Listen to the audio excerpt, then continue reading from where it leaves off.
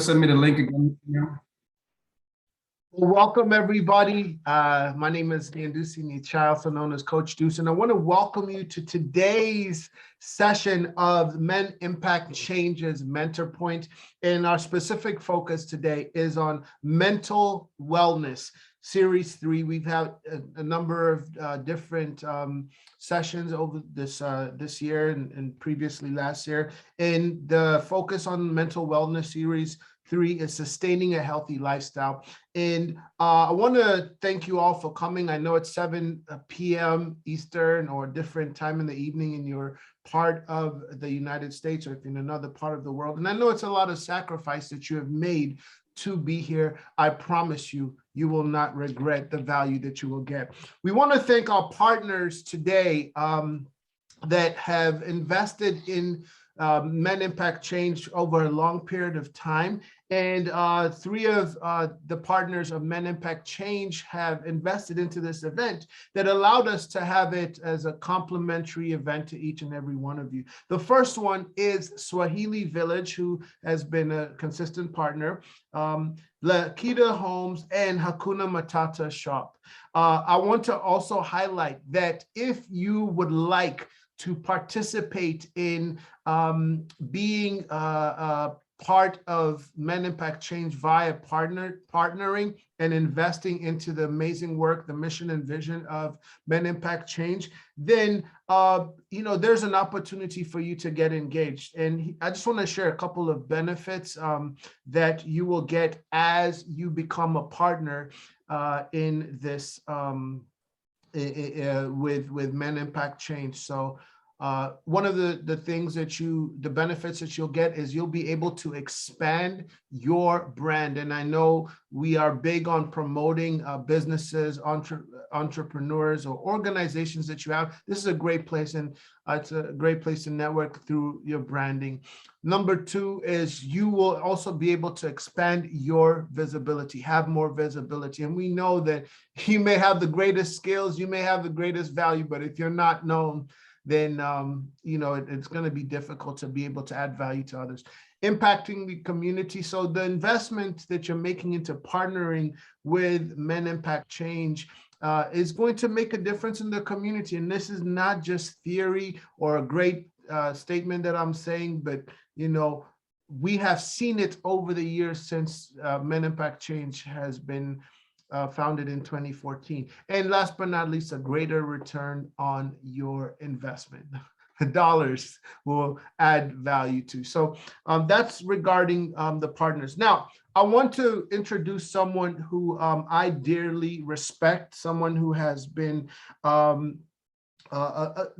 just a great friend, but a great model of leadership in my life.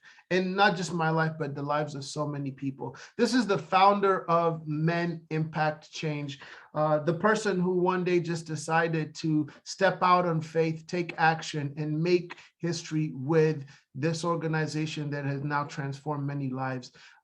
She is an individual that has been able to get people together, get people to work together, as well as to cause an impact in the lives of people, not just in Maryland where she lives, but in the United States and globally. And I don't want to kill the introduction, but I want to welcome none other than Sonny Njao, the founder and CEO of Men Impact Change. If we can please give her honor by just whether it's an emoji in the chat room or some comment that you can make. Let's welcome Sonny. Welcome.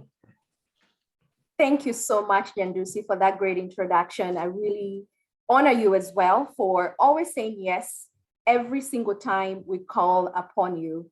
Ladies and gentlemen, again, we really appreciate each and every one of you for dedicating this time to share your knowledge and your expertise with our community. We also appreciate everyone that's joining us live on Zoom and live on Facebook.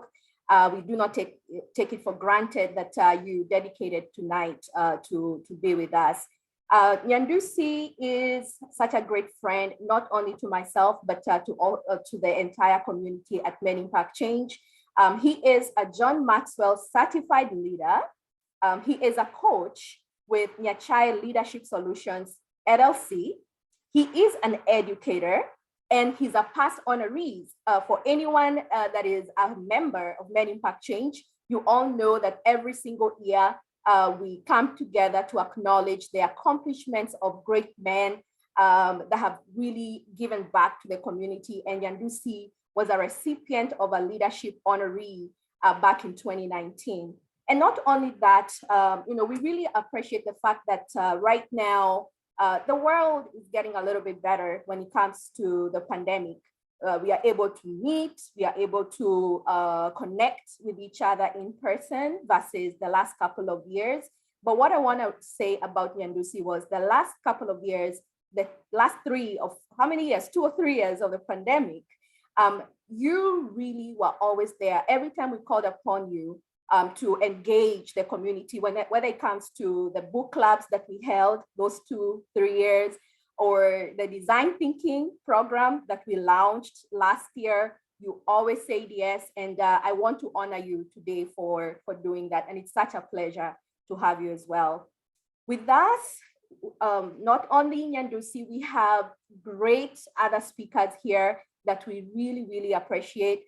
Each one of them is qualified, not only qualified, but also in alignment with our vision and our mission. Dr. Wayne Stroder, who is a licensed professional counselor with Kennesaw State University. What I didn't mention, Mr. Stroder, was a couple of our board of directors are actually alumni from your university. I learned about 2 or 3 of them actually graduated from Kennesaw State University. So thank you so much for honoring us with your presence. We also have Dr. Isaac Adey. He's not new. He was here with us the last session.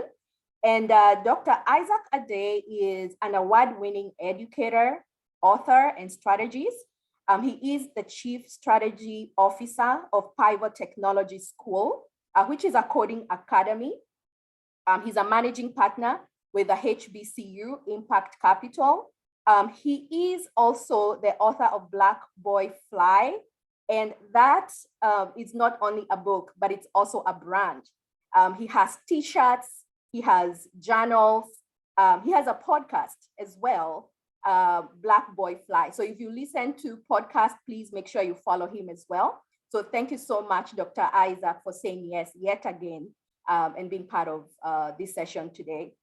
Dr. Kojo Faso is another great speaker that we are very honored to have. He is an author, a social media content creator, a mental health nurse practitioner.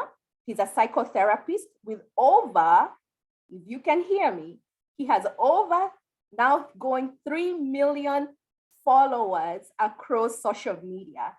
And talking about the power of social media, I connected with him through TikTok. I saw him on TikTok. For those of you that have TikTok, and if you don't have TikTok, I highly, highly recommend that you start really connecting with some of the influencers and leaders on TikTok, because if I was not on TikTok, I would not have known about the wonderful work that Dr. Kojo does. And he really focuses on mental health. He uses that platform to raise awareness to mental health. So Dr. Kojo, I know you could have been anywhere else, but you have chosen to not only say yes, but also come in and share your knowledge and expertise. So I honor you for saying yes. Thank you so much. And next is Randolph N. Bennett. Randolph also is not new. We connected with him at the beginning of the pandemic, and he became a pillar to Men Impact Change. He became the go-to person for advice. He became a friend to myself, a friend to a lot of members of Men Impact Change. And Mr. Randolph is an investor. Has also invested at Men Impact Change. He supports us both in words and action. He has worked at the executive office of former President Barack Obama, and he's amongst so many other things. He is a radio talk show host with WSTA on a segment called Your Voice with Randolph Bennett. So thank you so much, each and every one of you, for saying yes today. And I'm very excited about the session, and I cannot wait to hear you and to hear what you have for us today. All right, on to you, Nyandusi. Awesome, awesome. Before we continue, I just want to recognize there's some of your board members, team members on the chat. We have Gladys Ondari, we have Carnell, as well as Esther, who has put in a lot of work on the background with making sure that the chat is effective for everybody and that keeps us engaged. So we want to thank you for your active participation and all the work that you do with Sonny. It takes a team to make a dream work. All right, so a couple of housekeeping rules. We want to make sure that you all stay engaged in the chat room. If you have questions, make sure you set those questions. We will be able to put those questions in we will be able to have those questions set so that when we get to the question section, we can answer as many as we can as per the time. Also, if there's anything that you find that is valuable, please share in the comment section. We want to highlight that we will have a poll that we will be facilitating in the midst of this schedule that we have, this itinerary, just to get a little glimpse of how much value you're receiving as per this event. And part of the reason is we want to continue adding even more value, because at the end of the day, Men Impact Change is about serving you all so that we can have our men in America be able to, and around the world, to be able to come transformational change agents. And then we're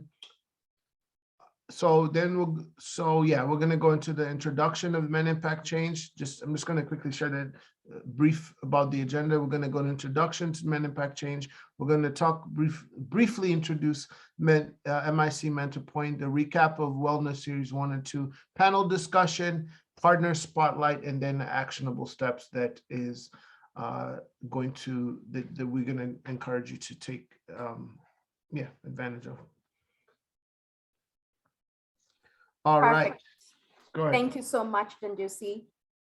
So briefly, for anyone that may not be familiar with Men Impact Change, Men Impact Change is a dynamic, multicultural 501c3 organization founded in 2014.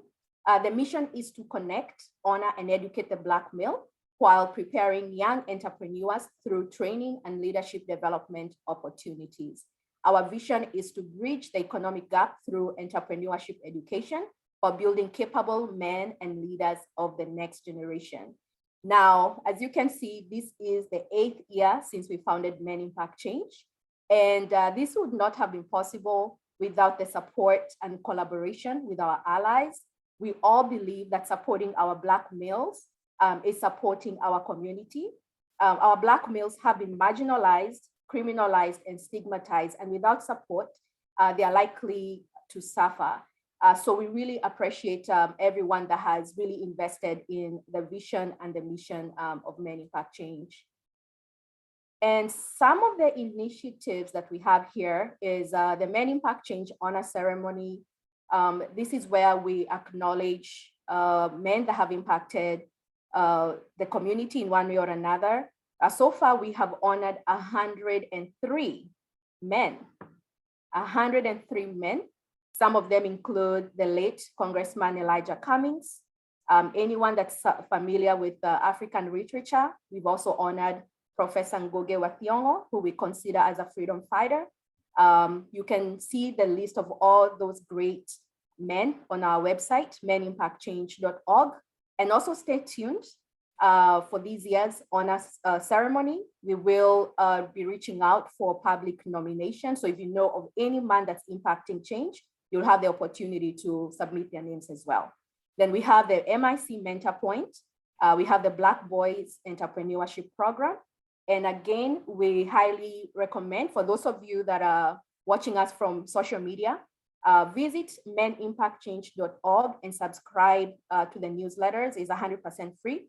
And when you subscribe, you'll be able to get information and also be up to date with some of our initiatives as well. Just to emphasize, also follow us everywhere on Facebook, Instagram, everywhere on social media. It's Men Impact Change. And also please subscribe on YouTube as well. The YouTube tag is also Men Impact Change. And Nyandusi is gonna quickly share the takeaways from the series that we had at the beginning of the year. And just to let you know that Men Impact Change really focuses on entrepreneurship and leadership development. But this year was, we decided this first quarter to really focus on mental health because it's a very important topic that it's a stigma in our community. And we decided to place everything on the side to really focus on mental health. And we had 2 webinars in the past. We had the first webinar that focused on breaking the stigma of mental health. We had the second session that focused on millennials and Gen Zs. And a few takeaways. Nyandusi, you can take over. Yes, thank you so much, Sonny, for sharing. So just a quick recap. I won't go deep into it because of the sake of time. We had Wellness Series 1 and 2, which was breaking the stigma of mental health. And 2 major takeaways was creating a healthy and safe space for mental health conversations. I remember a couple weeks ago, we had that, though the attendants had an opportunity to take action on what they learned from the speakers. Access to mental health information and resources, which there's recording available on YouTube, Men Impact Change, and also attendants were able to just discuss how they're feeling and how they were doing. Now, M.I.C. Mentor Point, which evolved as per during the pandemic, is one of the key objectives this year, and really the goal is to provide the young men with mentorship webinar sessions on relevant and timely topics. And the event today, again, is a Mentor Point event. All right, so I just want to do a quick icebreaker as we continue. In 3 words, I want you all to respond in the comment sections. Define what a healthy lifestyle means to you. Now, before I continue, I didn't say 3 sentences, right? I didn't say several words, 3 words. So you may have to use some critical thinking to come up with those words. All right, and just keep sharing those in the comment section as I continue, and I may bring up some of the responses. So 3 words, how would you define?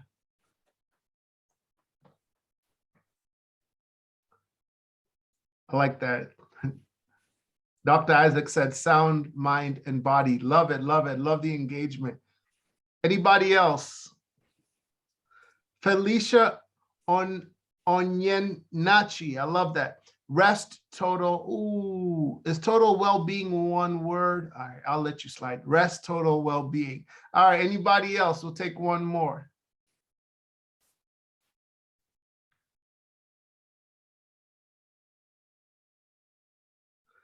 Balance, acceptance, and happiness. Anna Marcucci or Marsucci, I hope I didn't screw it up. I truly appreciate the comment that you just made. Balance, acceptance, happiness.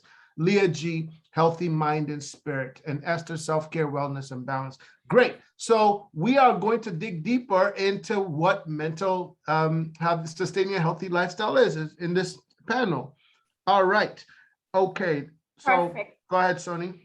Thank you so much, Nyandusi, and thank you so much for everyone that participated. So when we came up with this particular topic, healthy lifestyle, we decided to find out what is the formal description of lifestyle. And lifestyle is a way of life or style of living that reflects the attitudes and values of a person or group. Now, the second description is what I like the most. It is the accumulation of decisions by individuals which affect their health and over which they have control. So we have control over how our lifestyle looks like. We also went deep to really understand what is a healthy lifestyle. And according to the World Health Organization, a healthy lifestyle is a complete state of mental, physical, and social well-being. Someone said that on the chat. It is not merely the absence of disease, and it's not just diet and exercise, it is living a balanced life. And so from those descriptions, we understand that to build and sustain a healthy lifestyle, we have to have a mental well-being, which includes spiritual and emotional, physical well-being, social well-being. All these three must be in harmony to achieve a healthy lifestyle. And we talked about non-financial legacy. And a lot of people, when they talk about leaving a legacy, they always think about finances, property, investments, and very few people put in the effort to really build a non-financial asset. This is one of the most important living legacy. And the last thing you want is to become a financial or emotional burden, someone who must be taken care of because they didn't take care of themselves.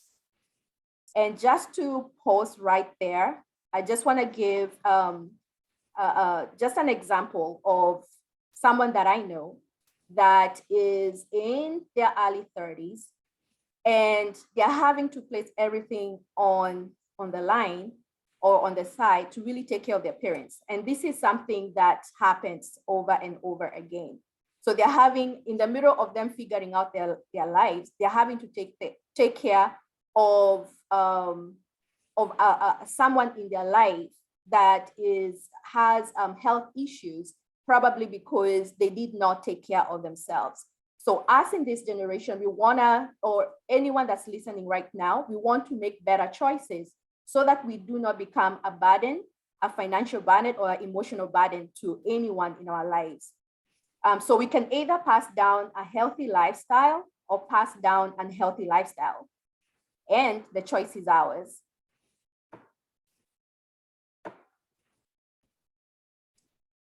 All right. Hey, awesome. So real quick, just want to highlight, we won't go too much in this, but the amazing Sunny is going to be doing a presentation on how to become a better networker. It's obvious that she has been able to engage and connect with some pretty amazing people. So May 19th, save the date. Perfect. And take a screenshot of this. These are the other mentor point discussions that we're going to have. We will talk about the power of LinkedIn, entrepreneurship, all that good stuff. Take a screenshot, but we are also going to send an email with that information as well. With that being said, would like to,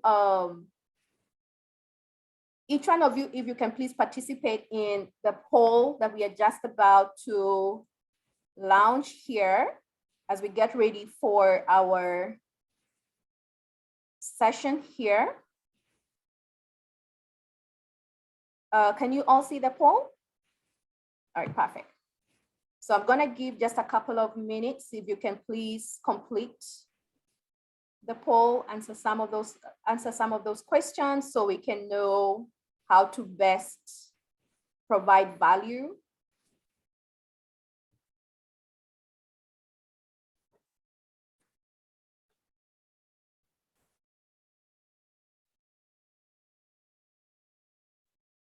Okay, 20 more seconds.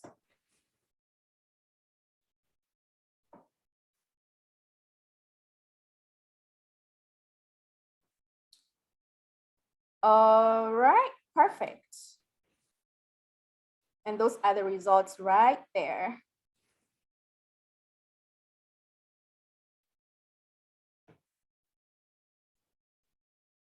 All right, so next we are going to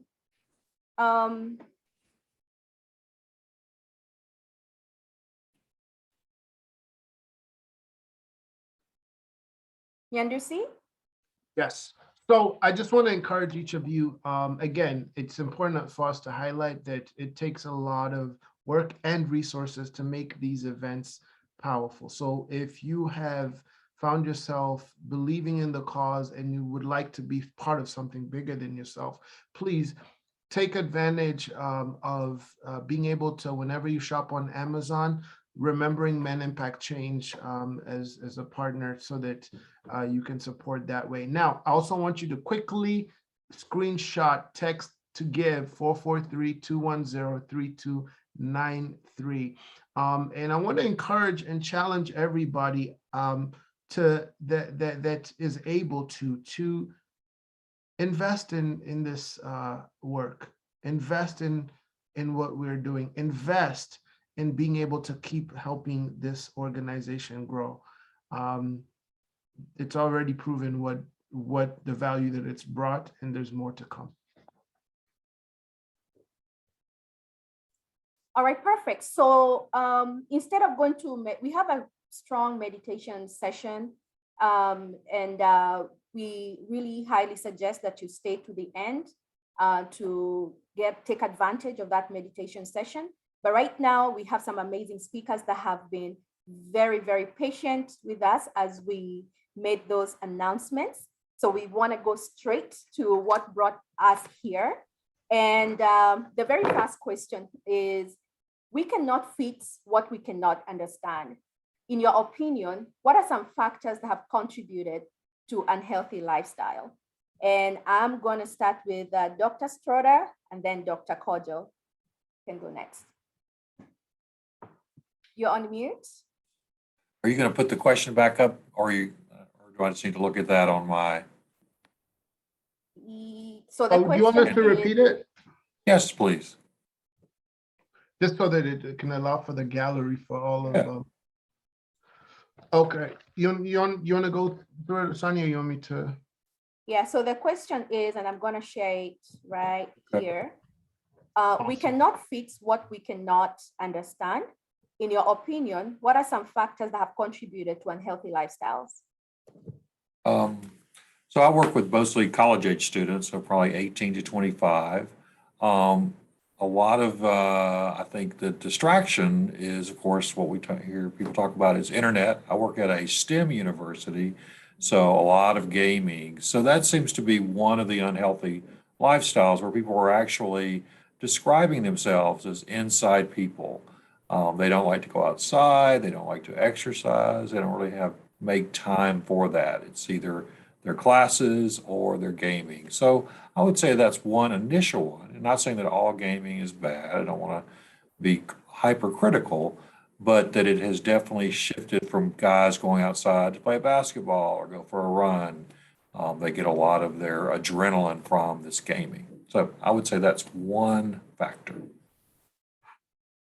Thank you. Dr. Kojo, and then we're going to go to Dr. Isaac and then Rodolphe.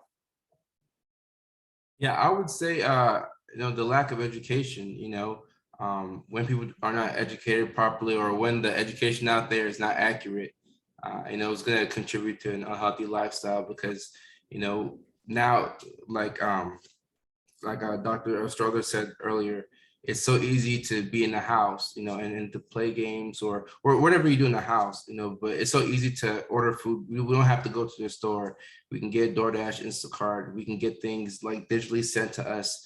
So there's less of a need to interact with people. But sometimes just by isolating yourself, you open yourself up to so many mental health issues, and you might not even know that. So I think people not having the information, rarely, you have all kinds of information, but if you don't have the information that you need at that moment, you might continue to live an unhealthy lifestyle. Thank you. Just to add to what our panelists already said, I think that the culture that we live in promotes a lot of competition, and that competition can be unhealthy. And the things that we strive for as individuals aren't things that are necessarily real or that are healthy. And I think technology has just magnified that. So younger people today are aspiring to be and have things that are counter or in contrast with living a healthy lifestyle, but it's popular. It's the thing to do. It's the way to be. And I think it's just taken over society. Randolph? I think one of the things that helps us to lead a healthy lifestyle is taking the time to know and learn yourself. I think having self-understanding is so very important because you can have all the education in the world, you can be as smart as whatever, but if you don't understand what makes you move or who you are, whether it's spiritually, personally, you have to know you so that when others say things about you that is either true or not true, you can decipher which one you want to accept or which one you want to improve on. I remember in my own personal life, I came from very, very extremely humble beginnings. But in my early 20s, I started meditating to learn about me and understanding who I would want me to be. And that really set me on a path. And another thing that I realized in having a healthy lifestyle is we all have to understand it's not going to happen overnight. We have to take time to develop and grow ourselves and move in a direction that's going to be positive. Because whatever energy you're putting out there, whatever feelings you have, it's really going to come back. So let's focus on having a positive life and positive thinking, and that will come back to you in return. Thank you for the opportunity. That's a very powerful point, Randolph, because I see Felicia on the chat also say that it might be generational, something that is passed on from the previous generation.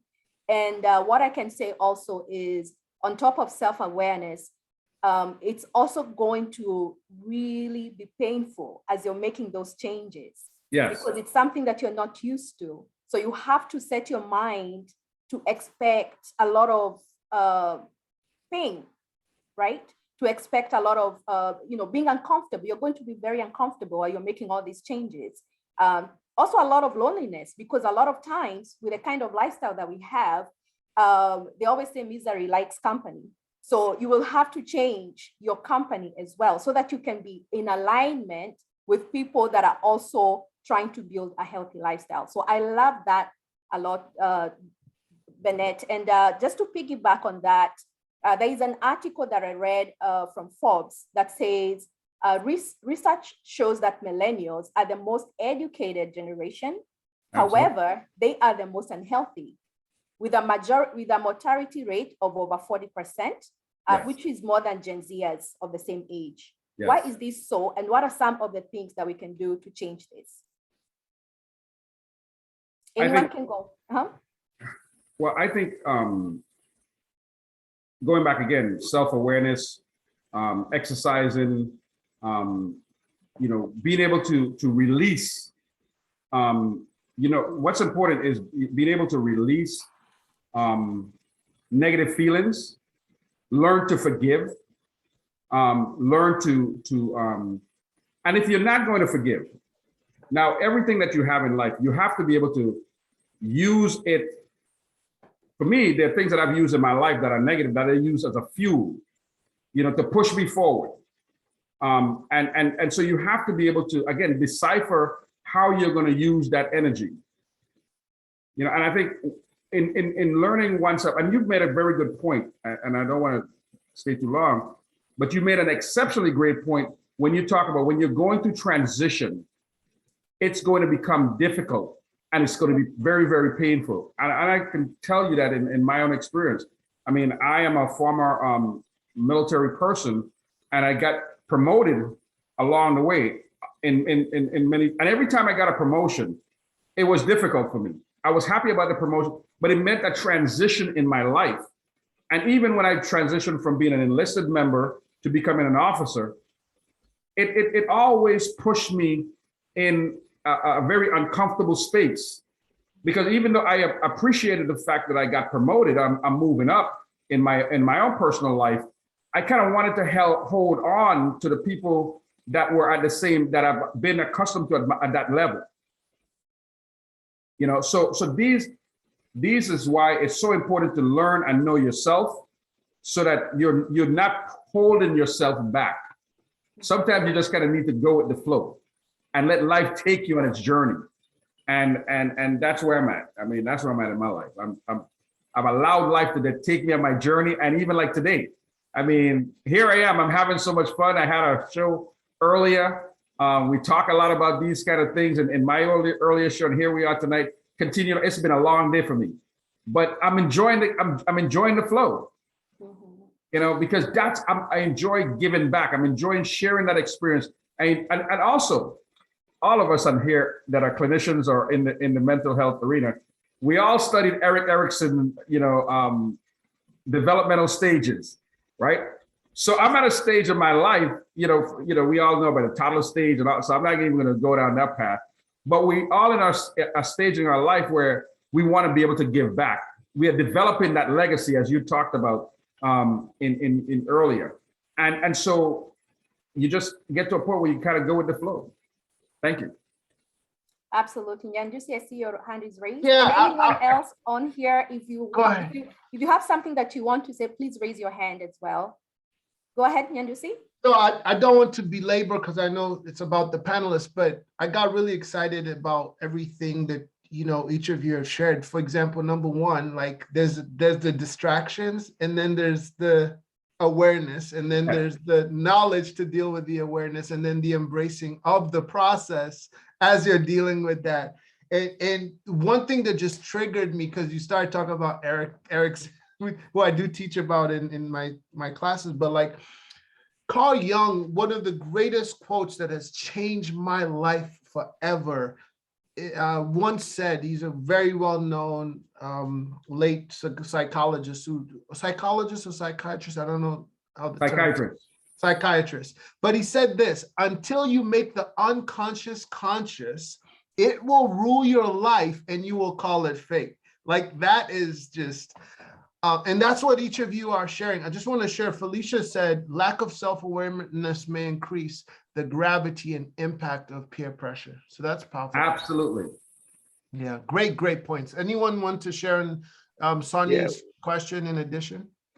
I'll just briefly add that I think with the younger generation is how they define success and how they view success. And that really challenges a lot of how they live their lives, right? And their view of success stems from their social connections.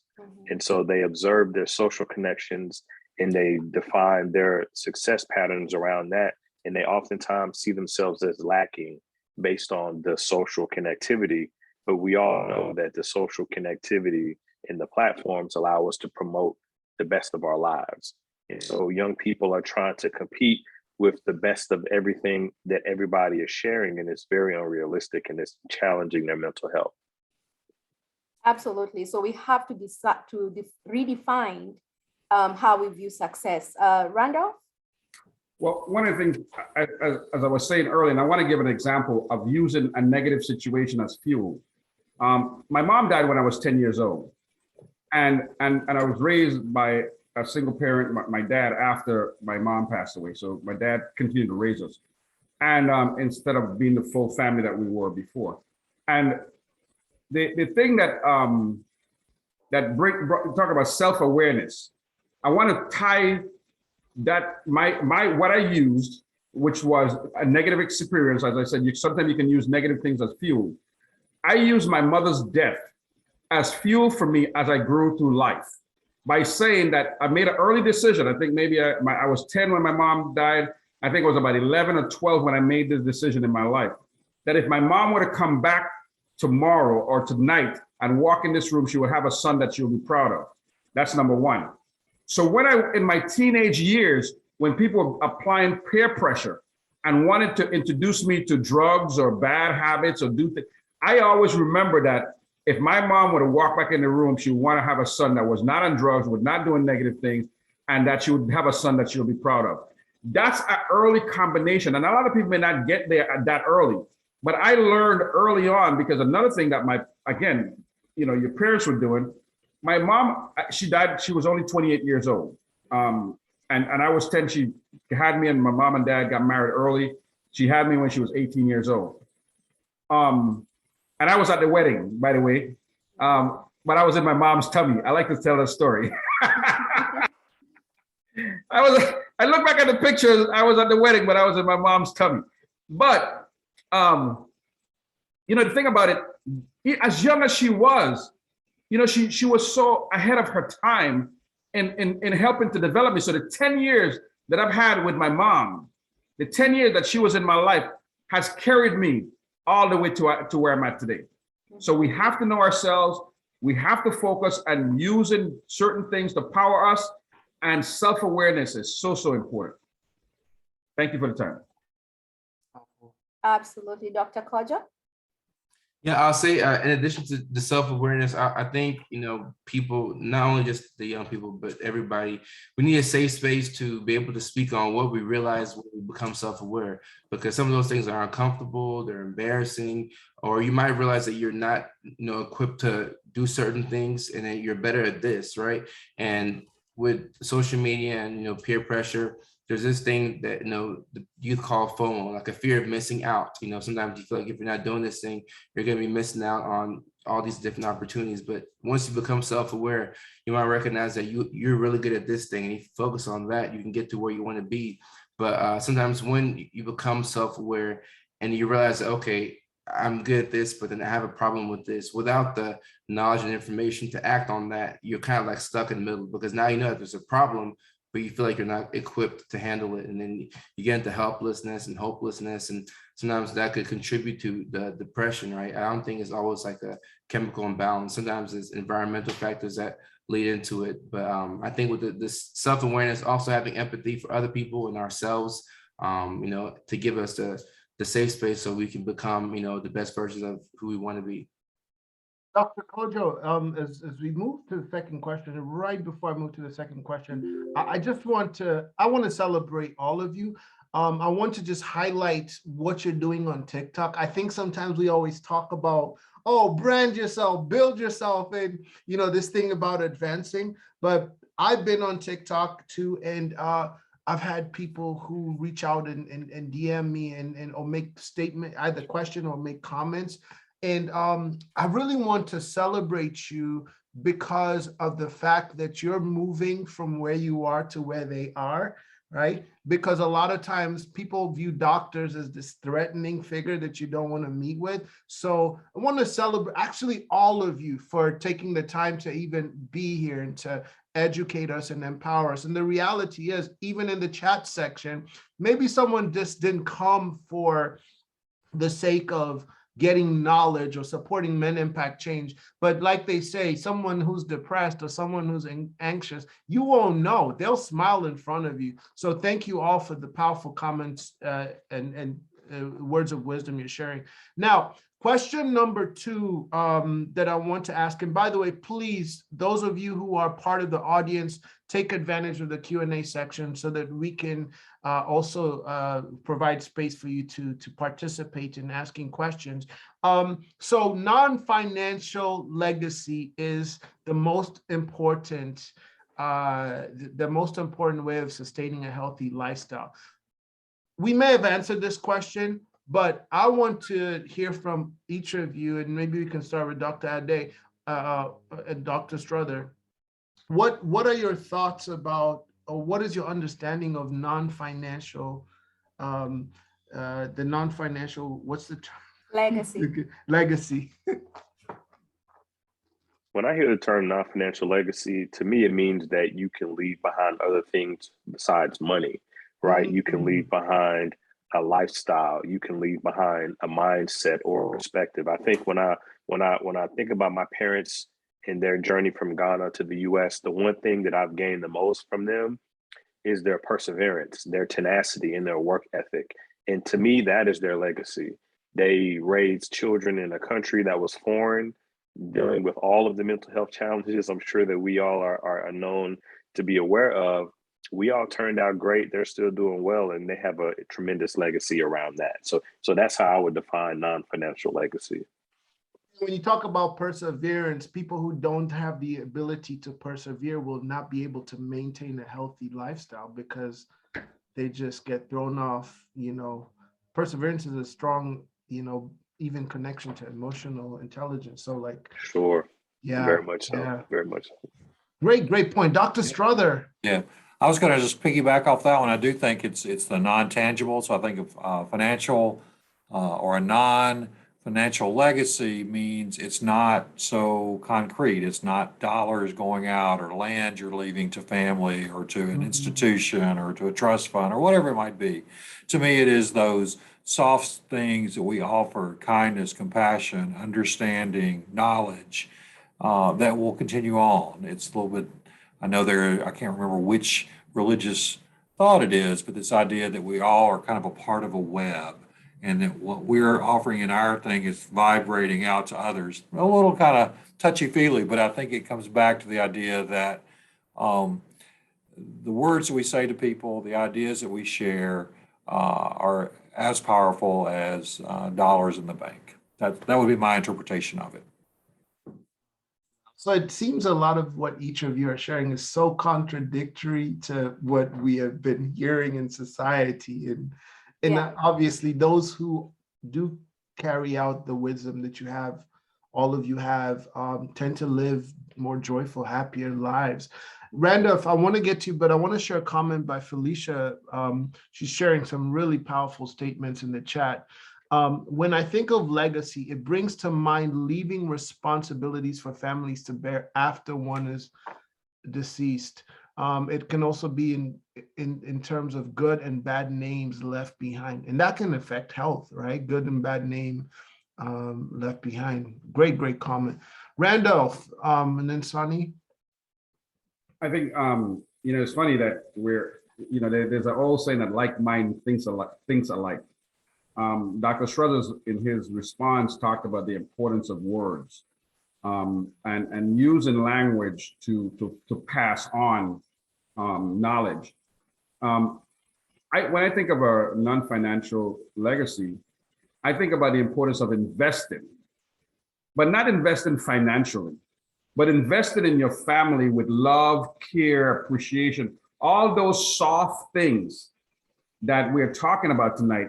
That's important too. And when people start thinking about the same way you can be aggressive to invest financially, and I talk to people about that all the time, but it's also important to invest that knowledge that, like my mom did, like I said, short period of time. In the 10 years, she invested her love in me. I remember there were things that I would ask for, and I wanted to learn to type. Imagine that. Back in the 70s, a boy child, and my mom bought me a typewriter. I wanted to learn to play the guitar. My mom bought me a guitar because she wanted me to explore all of the different sides of me and who I would be. She was that kind of person. And so because of her investment in me early on, my mom and dad helped me to have, and therefore I do try to do the same. The only difference is I would admit, because I grew up in a different era, I try to invest more financially in my children. I think I have to now look at reversing some of that, because I think it's important for them to not place a high value in money and financial things, but also bring them back around to invest in and their love within each other. I'm curious, when you have those soft skills or soft type, don't you make more money because now you're not driven by so even if your drive is to make more money, don't you make more money because now you're not toiling in? Yes. So this is something that I have my thing when it comes to money. It's so funny that I tell people I do not chase money. You get, because when you chase something, it runs away from you. And I'm at a point where money just comes. So, and I'm not even trying to get it, but because of things that the foundation that I've set up along the way, and the same thing I want to do with the love and understanding for my children and others who are involved with me. I want to show you don't chase stuff.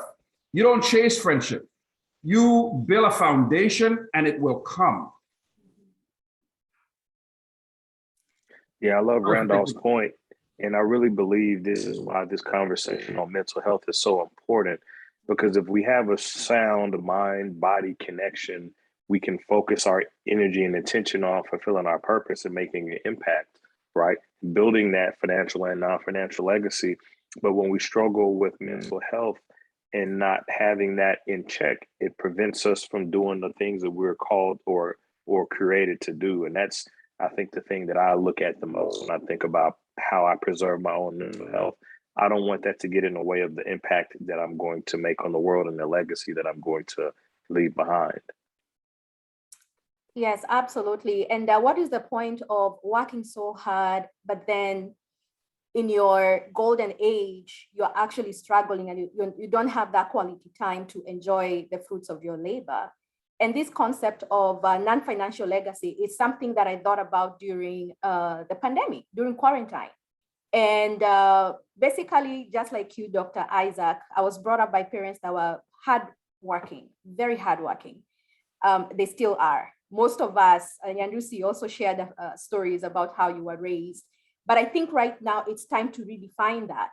You know, when I think about non-financial legacy and non-financial assets, I also think about the network. What network do you have that you're going to leave behind as well? You know, you had this saying that it's all about who you know, where you go, or the promotions that you get, the opportunities that you get. In most cases, it's all about who you know. So who do you know? What kind of network are you going to build that you're going to leave behind as well? And also beliefs and values. What kind of values do you have that you're going to leave behind? What kind of memories are you building, right? What kind of memories are you building? Are you taking time to really connect with your loved one on a deeper level? Other than saying, how are you doing? Are you really asking how you're feeling? And let me hear how, let me try and really understand how you're feeling and see how I can be there for you. So that is something that really resonated with me, non-financial legacy. And I think Dr. Kojo, you had something to say to that before we go to the next question. Yeah, I just wanted to, I know, I agree with everybody and their thoughts. And I think with the non-financial, legacy, it looks like a lot of us have had parents who have worked hard and it instilled things in us that we still remember to this day. And I think that goes deeper than, the money. And of course, like we should do our best to leave our kids with, enough resources to take care of themselves. If you leave your child with like $1 million, then they have $1 million. That's for your family. But if you leave your child with intangibles and the knowledge for them to, be the best version of themselves, they can inspire tons of people outside of like your immediate family. So I think the non-financial legacy actually goes deeper and further than just the actual money. Absolutely. And Yandusi, did you want to go to the next question, 5? Excellent, excellent. By the way, I think there was a question, I'm not sure because she put her hand up. Felicia had a question. Okay, we can if ask. you can share it in the comment end. section. If she can share it in the chat, right? Please feel free to share in the chat because I just saw her hand up. All right, so question number 5. Finland has been rated as the happiest country in the world, right? And they 3 years in a row, diet, exercise, adequate sleep, sense of community. And by the way, since I teach school and society, it's considered one of the best education systems in the world. So it's interesting how the foundations are. So what can we do to foster, what are some practical steps that the attendants can take today, moving forward on how to create a great sense of community? Anyone can answer. I would say just to remember the importance of it takes a village to raise a child, right? I don't know that any of us are here without our village. And I think when I look at the way in which the current generation, Gen Y and Gen Z, how they move about the world, they are socially tied, but interpersonal connections are very, very limited, right? But it takes a village. And so who are those people that are around you that you're spending time with? They say your network is your net worth. So I would say, let's just remember that it takes a village. Dr. Adey, can I ask just Sure. a follow-up question to that? Because I've had conversations with people who say, I don't have those people. I don't even know where to start. And obviously, if Yep. you are in that position, anyone who's attending wants to attend, check your emails because Sonny's going to give a great networking event. But where do you start? There are people who are like, I don't have any friends. I don't even know where to go, Yeah. social anxiety, all of that? That's a great question. You know, in the 7 years I spent as a college professor, I would talk to many students and they would say this. And I would tell them that, you know, if you show me the 5 people closest to you, they are going to determine the trajectory that you have in life. So if you're trying to achieve a certain goal or become a certain type of person, you have to surround yourself with people that are going to elevate you. In order to do that, get out in front of people. We live in a world where the digital connections rule everything. So interpersonal connections are that much more valuable.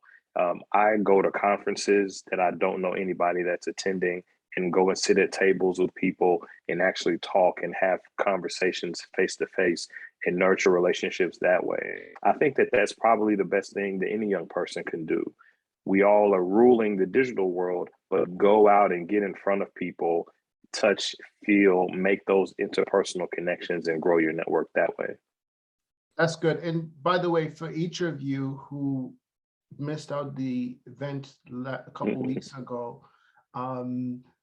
you know, seeing a counselor and finding a counselor, we have Dr. Strother here who, you know, if you have social anxiety, take advantage of that so that you can find healing and be able to start networking.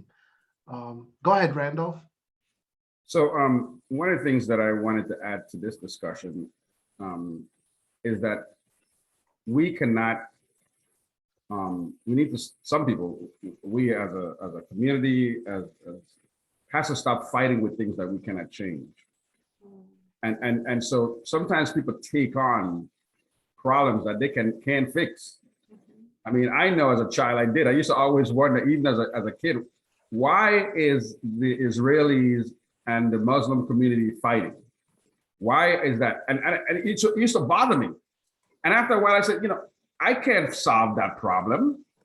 You got to let it go. You know, I got to focus on the things that I can change, you know, and then hopefully, you know, we talk about that country that is doing so well. You know why they're doing so well in so many different areas? Social conditioning.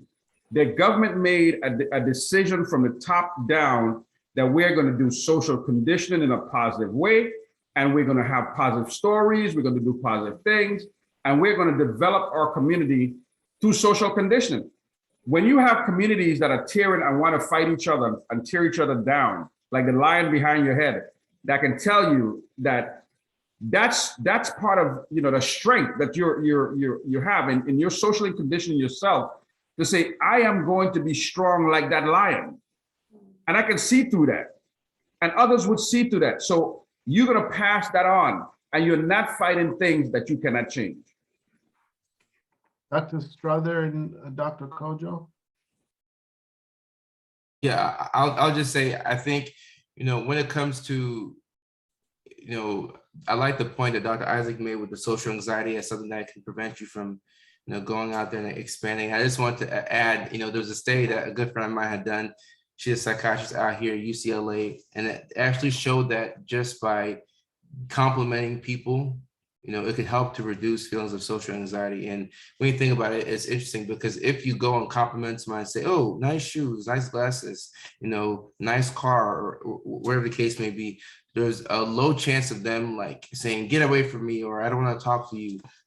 Because that's a very nice thing to say. You know, the chances of somebody not receiving that compliment well is very low. So sometimes that can be an icebreaker and get you in, and maybe you can start to find your way, because sometimes in your head you're thinking that people are thinking these things of you, or they're judging you in social situations. But if you start with a compliment, they may compliment you back, and that could be a way of, you know, expanding. And I know I've made friends just from talking, or, you know, compliment somebody about their shoes, or saying, oh, I have the same pair. And then, you know, I've made lifelong friends who play basketball, and, you know, you can get into so many social circles just by being kind. So I think a simple compliment is a good place to start. It's interesting. May I add something rather quickly? That's positive transference. You know, if you're driving by, and I do it all the time, I drive and I see someone and I smile, and immediately they smile back. You know, so that's part of what we're here, and hopefully this message is getting to our, because as a panelist, we know this, we've been trained for this, or we have experience in it. But those that are listening, this is very, very important. This panel is a bunch of brilliant minds that are coming together that you will, and you're getting this kind of information for free. Many times people have to go and pay for this kind of stuff. And it's something that would take years to uncover and peel the onion back. And you're kind of getting it right up front. Stay positive. Share that positive. As Dr. Kojo just said, when you connect to people in a positive way, you compliment them, you provide positive transference, it becomes part of social conditioning. They will learn from that and hopefully they will pass that on. I will talk about that coffee place. The name just slipped my mind right now, Starbucks. Okay, Starbucks have done some social conditioning where one person in the line would then pay for the breakfast for the person behind them. And that thing has caught on around the country. Social conditioning works if you provide positive social conditioning. There's been too many negative social conditioning in our country, where they put one person against the other. Let's bring people together.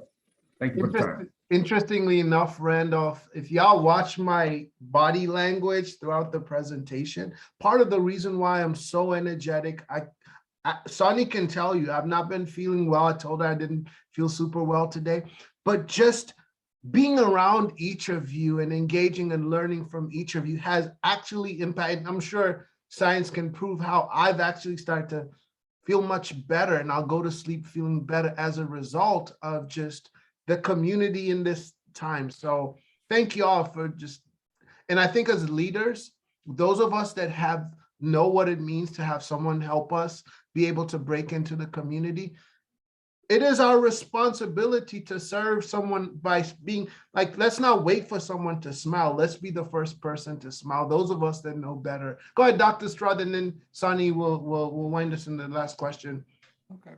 Yeah, I was just going to kind of echo that. I think a lot of the world, and especially with now social media, people are very comfortable talking about social anxiety and depression. But I think kind of that idea of engaging in person, that's one of the treatment recommendations I make for students, and I would recommend even other people that like non-students, is to go out in the world and be connected, find community, kind of like what everyone is just saying. So I'm just kind of repeating, but the action step of face-to-face is huge that we don't get from just the video screen. That would be my thought. Absolutely. And I also wanted to piggyback on that now that we are living in a digital world, you can find your niche as well. You can find your community, like you said. There are dozens of Facebook communities, LinkedIn communities as well. And Yandusi, the same thing you were feeling yesterday, I was feeling last week. I was feeling worn out up until I went to the leadership conference. And it was a 3-day leadership conference full of energetic leaders that are also experiencing life, similar experiences. And from that conference, I just came out very energetic. So that's to say that we have to build that connection. We have to go out and really make that effort. And sometimes we're gonna fail. But what I would advise you is once you fail, just get back up. Get back up, fail again, because it's a transition. It's gonna take time. It's gonna take energy. It's gonna take effort. So let's normalize failing and getting back up. With that being said, Dr. Kojo, did you have anything you wanted to add on that before I go to the last question? No, I will say about failure real quick. Sometimes people try to avoid failure, and sometimes you're worried about what people will think about you, or what. Sometimes it's like who you're afraid to fail. Like when you fail, like who's gonna see it? Sometimes for me, like failing fast has been like a cheat code in life for me. And the more you fail, like I'm comfortable failing. So now I tell my family members and friends that when I post a video, I feel like I can't miss. And some of the videos still do bad, but I'm not like ashamed. If the video is bad, the next one will be good. But sometimes trying to avoid failure can sometimes hold you back. And then, the anxiety kicks into you wanting to be a perfectionist with everything. So if you can be comfortable with failure, I think that could be something that could help somebody. Absolutely. All right. Well, thank you guys for your patience. And we have one very final question that we always ask. here at M.I.C, we always use the hashtag legacy of change. What non-financial legacy would you like to leave, and what steps are you taking to attain that? And I'm going to start with Dr. Isaac, and then Dr. Kojo and Dr. Strother. So I have 3 children, 3 boys, and I think the thing that I talk with them the most about is being a compassionate human. We don't have enough compassion in the world. We live in a world where everybody is focused on right now, me, I. We say I a lot. And I try to tell the children to think about your interactions with people in a way in which people are better served by having some interaction with you. And I find that I move about the world in that way. I have poured a lot of goodwill into people, and much of the success that I've accomplished is because of that. A lot of the things that have happened in my life are from me having poured into people years ago. And so I think for my legacy, that's probably the most important thing among others. Perfect. I think that's fantastic. And I'll add, I guess I'll go with authenticity, to be as authentic as possible, because, if you're struggling with a certain thing, there's a good chance that other people are struggling with that as well. But if nobody speaks out, you're going to be thinking that you're the only one going through a certain thing. And then you don't have that sense of community. And then you may tend to isolate even more because you're ashamed about whatever you're going through. But when you live your life, as authentically as possible, you're not worried about what people can say, because like you're living it and you're being true to yourself. And that will inspire people to be themselves and not have to feel like they need to be somebody or they need to mirror what they see online. So just by being the most authentic version of myself, I hope to inspire people to do the same. Perfect. Thank you so much for sharing, Dr. Strother, and then my good friend Rodolphe. Yeah, I would say, I think the work that I've chosen to do, work with clients, we call them clients, we used to call them patients. Also, I train future therapists. That's part of our program here at the university. We have people that are getting their master's or doctorates, and we have them in training. So I guess, once again, it's soft skills, teaching people how to be good therapists, but there's actually, it's a kind of a mixture of art and science. So I find a lot of hope for the future with people I'm working with, and also the students, and if you want to call them patients that I'm working with. So that's kind of my way to leave a non-financial legacy. And I can tell you, your presence here, each and every one of you, is also a way of living non-financial legacy. This information is changing lives. It's changing my life as well. Thank you so much. Randolph? I would like to leave the idea of strength and courage. The world is not an easy place for a lot of people, especially folks of the African descendant community. And I think it's important to recognize, just like Dr. Dust has that lion there behind him that represents strength. I would like to leave that non-financial legacy to my children and my grandchildren, to always remember that the strong survives, and try to be strong with whatever you're dealing with, and get to know oneself. Thank you for the time. Great, thank you so much. Nyandusi, did you want to share your non-financial legacy? That's good. I think about this all the time. Really, I think for me, there's two things: love God, love people. And if I can show that every single day, then I can die peacefully. I think I really reflected on the fact that what a big piece that's missing in today's society is, especially for Gen Z millennials, is mentorship. And if we can get to a place of not just mentorship, but duplicating mentorship, where it's like I'm mentoring you to mentor the next generation, I think I'll sleep good permanently. Perfect. Thank you so much. And personally, on top of the platform that we have here at Men Impact Change, the non-financial legacy that I want to leave is compiling the experience that I've had building this organization and sharing to the community. I've been doing that, trying to be like you, Dr. Kojo, on social media. I'm trying to find the hand emoji to clap. I can't find it. Yes, absolutely. And of course, this platform, I consider it a platform of impacting change. So again, thank you to each one of you. I really, really appreciate your time. And we will keep getting, this is not the last time that we are going to be connected in this way. I believe sooner than later, we're going to meet in person. So thank you so much. And anyone that wants to stay on, we have a short meditation session that was recorded by our good friend.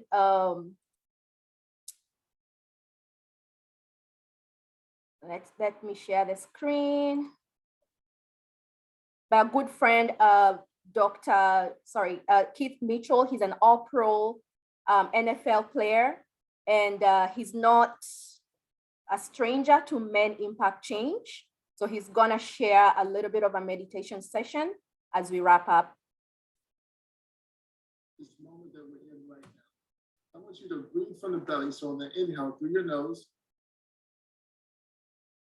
and exhale through your mouth. We're gonna do that 2 more times. So inhale through the nose and exhale out of the mouth. And 1 more time, and this time we're gonna hold it at the top. So big inhale. You're gonna hold, hold, hold. And I want you to sigh it all the way out. Just let it all the way out. And the opportunity we get to do when we take a breath as such, it allows us the moment of presence. And in presence, we get to leave whatever's ailing us outside of this moment. We get to leave that on the back burner. We get to focus on this moment that we have right now, this present moment. This creates presence. And interesting enough, as Sonny mentioned, my background in being in pro sports, I played linebacker. I came out of Texas. I came out of the Friday nights high school football competition. Then I got a scholarship. I wanted to go to Texas A&M. I had every school in the country to recruit me to play football for them. Actually, I just got voted into the NCAA Hall of Fame 2 years ago, actually.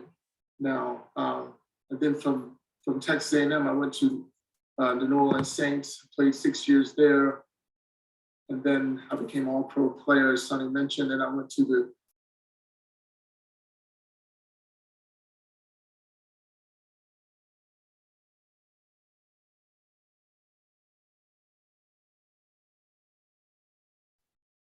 Sonny, if you're muted, it'll not play.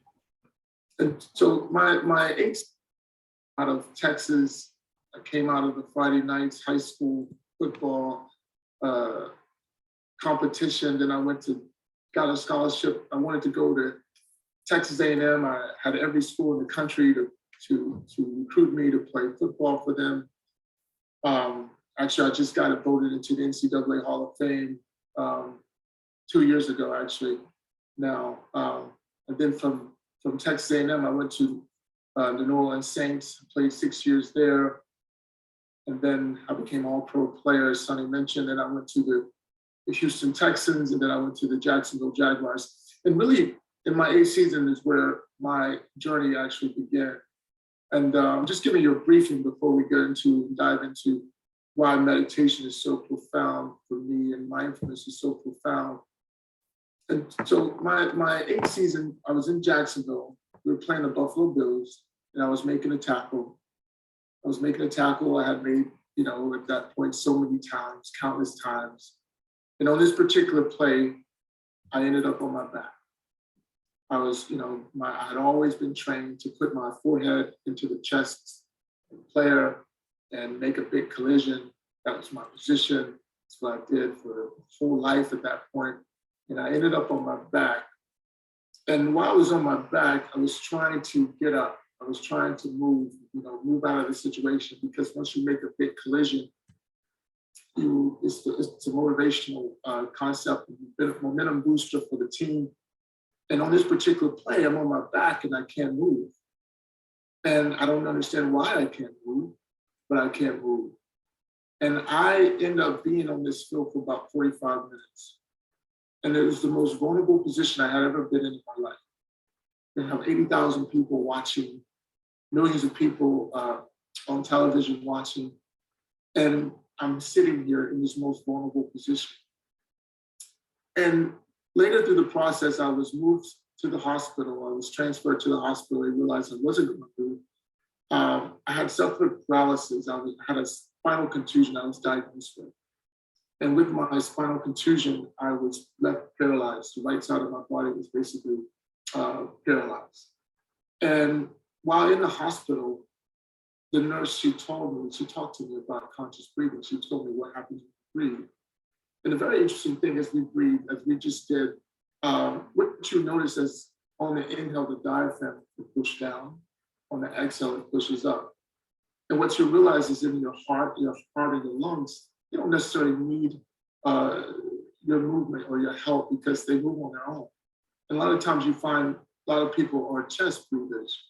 But my point is that when you breathe from the belly, as if some of you notice as you push down into the belly, and if you get into the meditation, I want you to really just try this. The diaphragm pushes down deeper. And in these deeper areas is where we really need the movement and circulation. And these areas are our liver, our kidneys, our intestines, things like that. They begin to be stagnant, particularly when we're living in these lifestyles where we're constantly on the desk, and we're not able to get the movement that we really want and need for our bodies to circulate. And we put all that pressure on the heart. So the heart gets bombarded with all this pressure to circulate the blood, hence high blood pressure and things like that. So we take about 10,000 breaths a day. And through this process, I learned this by being paralyzed in the hospital from this nurse. And also what happened to me when I had this revelation of her understanding and this message that she shared with me, I realized that I didn't have to be the victim of the situation. I realized that in this moment, I could contribute to my own healing. And from that, just that tweaking, that understanding is what gave me the motivation to like, okay, I'm not the victim. I'll beat this, I'll get through this. And the second part of this revelation is the why I was doing what I was doing. Because it kind of relates to this moment here. Through this paralysis, I suffered for about a month, a little bit over a month. So I had at that time 6 cars and I had 3 homes and I couldn't drive any of them. I was confined to one room. So I began to contemplate, well, what is the purpose of all these different things? Because, you know, we go out and we attain and we go on this attainment of high levels. We get our chases, money and prestige and things like that. But as we're in this situation now, well, okay, you got the house, you got the car, we can't go anywhere but the grocery store. You got the high heels, you got the suits, expensive suits, we can't wear them. You can't wear them but in your house. So now we begin to also contemplate on what are we doing and why are we doing it? And so when you think of building even the economy in the sense of building finances and networking, I look at it differently now. I begin to really mold me, allow me to develop, because I had developed as a character, but now I begin to develop as a human being. And as I begin to strategize my movement, I begin to realize and change the narrative of things like networking to builders, solution-based, constructive-based builders, creators. And that's what we are. And from this concept of people, you know, they always want to put you in a box to kind of make sense of what you are, what you do. And from simple concepts of like me studying nutrition under Dr. Sebi, I've been able to work with Western medicine to create, to go into with the primary care physicians, to patients from HIV to cancer patients. From that, starting a healthcare program with the University of Rochester to work with veterans who are suffering with PTSD. And I'm speaking these things because these things are it's like our innate right as human beings. We have the capacity to do all these different things, but we choose the character. And I'm not saying we can't have these traits that we specialize in, but that's not all of who we are. And I want you to reflect on this through this time, that I'm so much more than an accountant. I'm so much more than a business person. I'm a human being with the capacity to be a business person. I'm a human being first with the capacity to be an athlete. And in this interpretation of the world, I begin to build and create solutions. And by creating solutions and providing solutions to the planet, I'll never be out of work. I'll never be out of relativity, things like that. And that's how I want you to consider as you're taking in all this information today and just focusing on that and allow that to digest and process through your being. With that being said, if you feel comfortable enough as you're in your own respective places, maybe you begin to close your eyes. And as we begin to tap into this breath, breathing from the belly, and maybe you can put your right hand on your stomach and just as you inhale, allow the stomach to just press against the hand slightly. And on the exhale, just pushing the belly button back into the spine. Inhale. And exhale. Notice how you feel. We'll do that 2 more times. So big inhale. And exhale. And on this next one, allow this to be as gentle as you can be. Big inhale. And exhale. And simply notice how you feel. I'm just going to take you through various parts of your body. And as I take you there, bring your attention to these places. Because where we bring and give attention to, this energy grows. And as we connect to these different parts of our bodies, we can send our energy to these areas to heal. So I want you to focus on your heart, the capacity to give and receive love. And just breathe into your heart. And allow yourself to relax into that. Just for a moment, and breathe. Bring your attention to your feet as you ground yourself into this journey that you're taking, that we're taking together as we go through these trials and tribulations, as they say. And bring your attention to your knees, your thigh, your belly.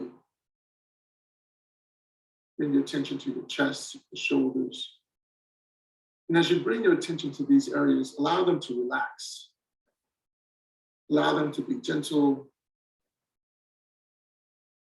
Allow them to decompress. And just breathe and notice how you feel. Bring your attention to your fingers, your elbows. Allow the jaw to just simply relax. The brow to simply relax and let go. The top of the head, relax and let go. Notice how you feel. As you breathe in deeper, just notice the energy that's circulating to your body, anticipation of what's to come, but being in the present moment and allowing everything that's here for you to be received without the judgment, without the idea of good and bad, but simply being the student to receive the information, the downloads that's here for us. These moments are not coincidental, but these moments are right on time. As we contemplate the shift that we're heading into, the question that comes to mind is, am I ready to lead? Am I ready to lead? Am I equipped to lead?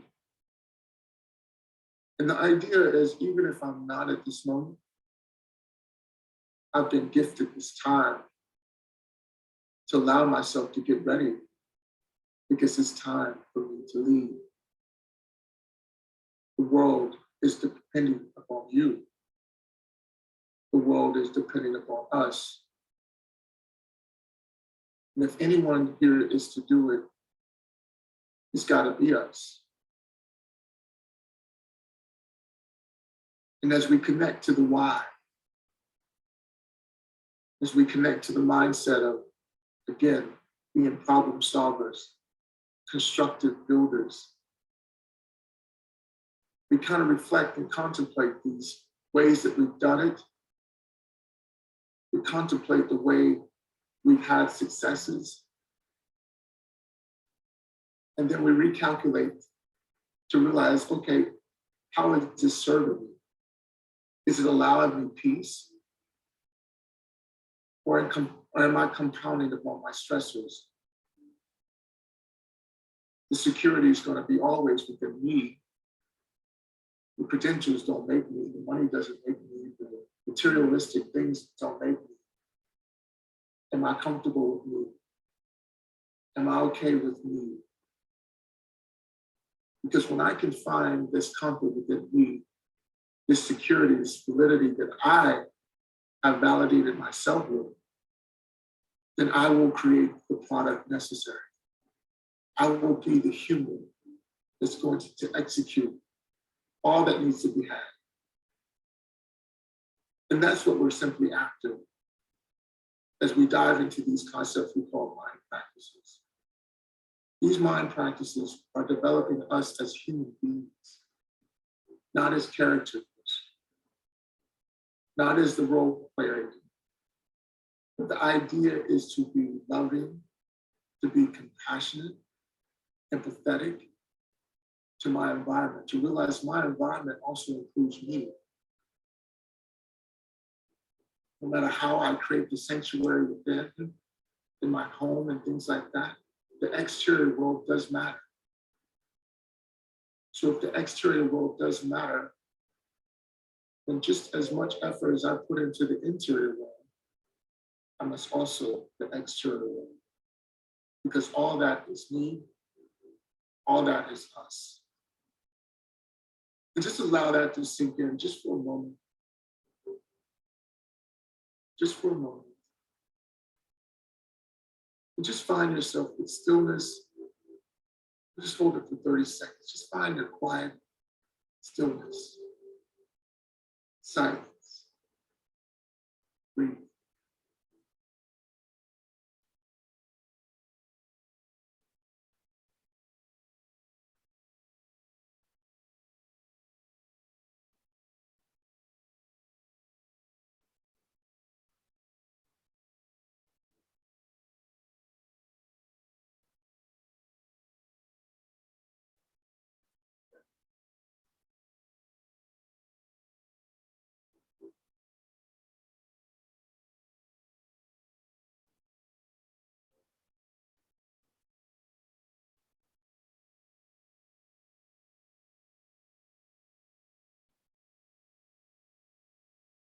So the next exhale, begin to wiggle your fingers, your toes, as we begin to end this meditation with a simple idea I like to say. It's just simple gratitude for self. As you bring your attention to your feet, and gratitude of your feet that support you on a day-to-day, that take you to and from. As you bring your attention to your knees that allow you the ability to be flexible, to be mobile on a day-to-day. As you bring your attention to the lower back, your spine that helps you stand for what you believe in the day-to-day. Bring your attention to your heart that allows you to give love as well as receive. Bring your attention to the palms of your hands that allow you the exchange of giving and receiving on a day-to-day. Bring your attention to your throat that allows you to speak your truth for what you believe in day-to-day. Bring your attention to the third eye, as we say, in between the brow, that allows you to create the vision for solution-based, constructive, positive ideas for the planet. And bring your attention to the crown of your head, the embodiment of it all. And that embodiment is you. And just inhale that for a moment to embrace the amazingness that you are, the potential that you have, and the journey that you're on. As we bring our thumbs, hands pressed together, thumbs against the heart, hands in prayer, just honoring your participation, honoring the journey that you're on. One big inhale. Exhale. Namaste.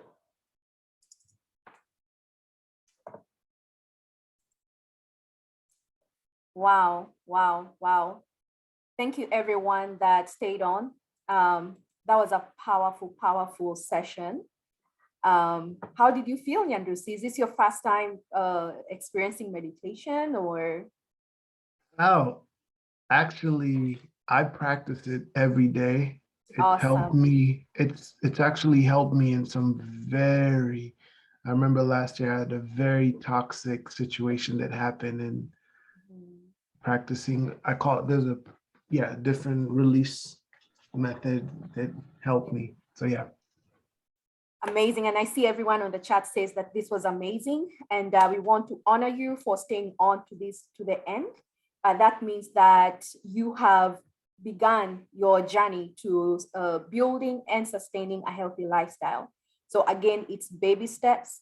Let's remember that it's a transition, and transition takes time. It takes energy, and it takes being in the right kind of environment. So we want again to appreciate you very much for staying on. I know we went over a little bit, but that meditation session was very, very critical. And thank you to everyone that also joined on Facebook as well. I see we have a couple of viewers on Facebook. So thank you for tuning in. And until next time, please stay in touch on social media, stay connected, and let's continue building a healthy lifestyle. Thank you so much, Nyandusi. This was great doing this with you again. I really honor you and appreciate you. Thank you so much. All right.